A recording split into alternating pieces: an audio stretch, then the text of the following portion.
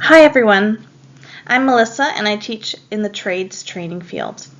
In this short presentation, I'll share how shifting our students from a fixed mindset to a learner's mindset can create powerful changes in how they receive and use feedback, moving us toward feed forward. Mindsets aren't taught, they're caught. Here's how the three mindsets compare. Fixed mindset learners often avoid challenges. With a growth mindset, they start to believe that they can improve. However, a learner's mindset takes it further, seeing mistakes as fuel for growth and actively seeking strategies to improve. Some of the most powerful ideas in education, like the growth mindset and the learner's mindset, aren't taught through lectures or slideshows. They're caught through experience, reflection, and a supportive environment. Rather than explaining the difference between fixed and growth thinking, we need to create learning spaces where students can see these mindsets in action and begin to live them for themselves. Here's how I plan to expose my students to these concepts and help them take ownership of their growth.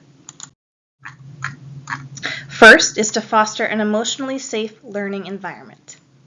Before any real mindset shift can happen, learners need to feel safe to try, fail, and try again.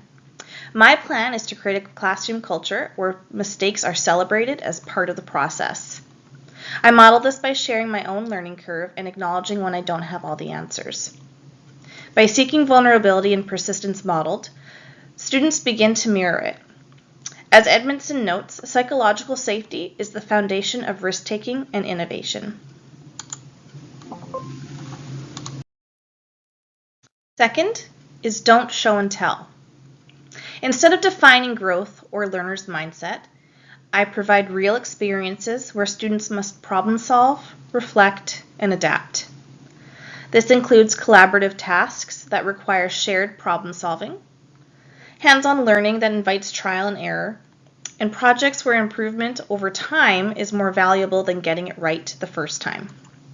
In these moments, students begin to feel the benefits of persistence and curiosity. According to Dweck, when learners see challenges as opportunities rather than threats to their intelligence, they are more likely to persevere and grow. Third, use reflective prompts to build ownership. I would embed regular, low-pressure reflection into class time, not to grade, but to prompt awareness. According to Brookfield, reflective practice allows learners to confront assumptions, track their growth, and make more meaningful connections to their learning process.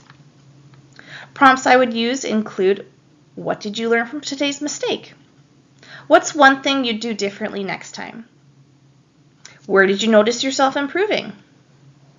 These reflections give students the space to name their own growth and start shifting how they see themselves as learners.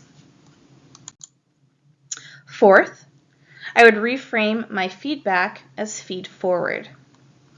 So I move away from here's what you did wrong and head towards here's where you're headed.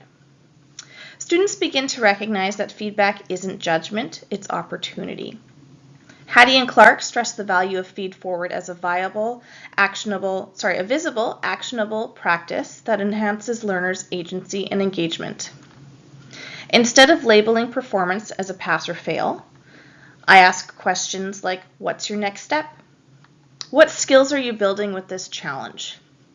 And then over time, they stop fearing feedback and start seeking it.